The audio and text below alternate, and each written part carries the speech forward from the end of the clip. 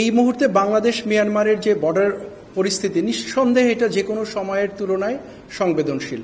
এটা আপনার দেশ, এটা আমার দেশ। এই দেশের সার্বভৌমত্ব বিনষ্ট হতে পারে কোনো একটা সম্প্রদায়ের মাধ্যমে, এটা কখনোই হবে না। আমাদের গায়ে বিন্দুমাত্র শক্তি থাকবে, will never compromise that. This is our country and will protect it at any cost.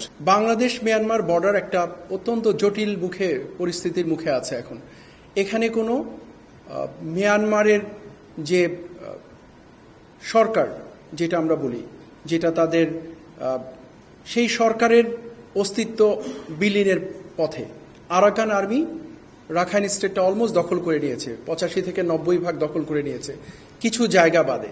So এখানে, এবং আরাকান আর্মিও তো একটা অথরাইজড সংগঠন নয়। সো এই জায়গাটাতে না আছে কোনো সরকারের অস্তিত্ব সেভাবে, না আছে আরাকান আর্মিকে স্বীকৃতি দেওয়ার মতো কোনো একটা অবস্থা। সো অল টুগেদার এই মুহূর্তে বাংলাদেশ মিয়ানমারের যে বর্ডার পরিস্থিতি নিঃসন্দেহে এটা যে কোনো সময়ের তুলনায় সংবেদনশীল। তো সেক্ষেত্রে এই ধরনের কিছু আর্মড গ্রুপের মুভমেন্ট হওয়াটা অস্বাভাবিক কিছু নয়। বাট তার মানে এই নয় যে এটাকে আমরা স্বীকৃতি দিব বা এটাকে আমরা দেখেও না দেখার ভান করবো বা এটার ব্যাপারে আমরা পদক্ষেপ গ্রহণ করব না।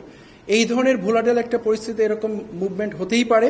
বাট আপনাদেরকে আশ্বস্ত করতে চাই, বিজিবি প্রাথমিকভাবে এবং ডেফিনেটলি সাপোর্টেড বাই আর্মি আমরা প্রচণ্ডভাবে এই বর্ডারের ব্যাপারে নজর রাখছি এবং এখানে যেন পরিস্থিতি এমন সৃষ্টি না হয় যেটা সার্বভৌমত্বে বিঘ্নিত করতে পারে, আমরা ওয়াকিবহাল আছি, কাজ করছি। সো দেশ চালাতে গিয়ে বিভিন্ন স্টেক হোল্ডাররা বিভিন্ন সময় কথা বলতে পারেন। এটা নিয়ে এত আমরা যেইভাবে চিন্তা করছি, সরকারের সাথে সেনাবাহিনীর বিশাল মতপার্থক্য হয়েছে, বিভেদ হয়েছে, যেটা দেখছি মিডিয়াতে, let us not interpret in this manner. এরকম আসলেই কিছু হয়নি।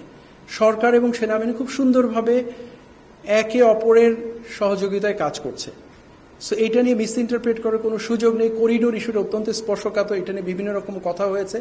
নট টু মিস ইন্টারপ্রেট, আমি যখন বাংলাদেশ মিয়ানমার বর্ডার ইস্যু নিয়ে আরএসও নিয়ে কথা বলেছি, আমি কিন্তু করিডোর শব্দটা একবারও বলিনি। বলেছি আমি আপনাদেরকে, because that is a separate issue. Corridor is a separate issue.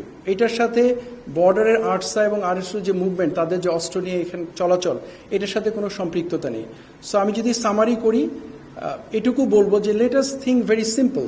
অনেক কমপ্লিকেটেড না চিন্তা করে আমরা যেন এটাকে এমনভাবে না দেখি যে সরকার সেনাবাহিনী ভিন্ন ভিন্ন চিন্তা করছে বা একে অপরের বিপরীতে দাঁড়িয়ে আছে।